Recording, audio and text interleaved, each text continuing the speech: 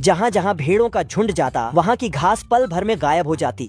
यहाँ तक कि इंडियन लोगों के तंबू भी नहीं बचे। लेकिन पप्पू को कोई फर्क नहीं पड़ता। वह चाबुक घुमाते हुए अपने छोटे गड्ढे को आगे बढ़ाता है और भेड़ों का झुंड सीधे घुस जाता है। अरे बाप रे! पलक झपकते ही पूरा घास का मैदान साफ। अब हजारों गायों के सामने खाने का संकट खड़ा हो जाता है। गायें भागकर बूढ़े भेड़िए से मदद मांगती हैं। हम्बा हम्बा रम्बा रम्बा कम्बा कम्बा। लेकिन भेड़िया कुछ भी नहीं समझता। आखिर गुस्से में गाय इंसानों की भाषा में बोल पड़ती है। बाप रे! वह घोड़े पर चढ़कर हीरो की तरह कूदता है। जब तक वह पहुंचता है, भेड़ों का झुंड पूरा मैदान छट कर चुका होता है।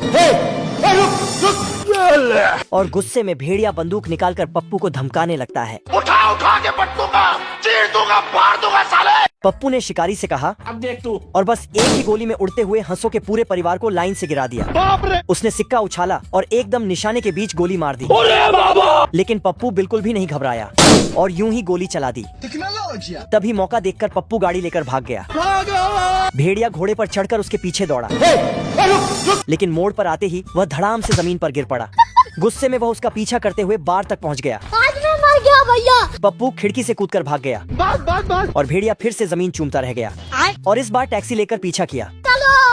लेकिन जैसे ही लड़ाई शुरू हुई, कुछ ही देर में भेड़िए की बंदूक की सारी गोलियां खत्म हो गईं। खत्म हो गया भैया मैटर। एक बार बूढ़ा भेड़िया सोचता है कि अगर पप्पू की सारी गोलियां खत्म कर दी जाएं, तो वह आसानी से उसे हरा देगा। लेकिन तभी पप्पू की गोलियों से उसकी टोपी पंखे की तरह घूमने लगती है। बाप रे! पप्पू अपनी रिवॉल्वर हवा में लटकाकर भेड़िए से मजाक करने लगता है।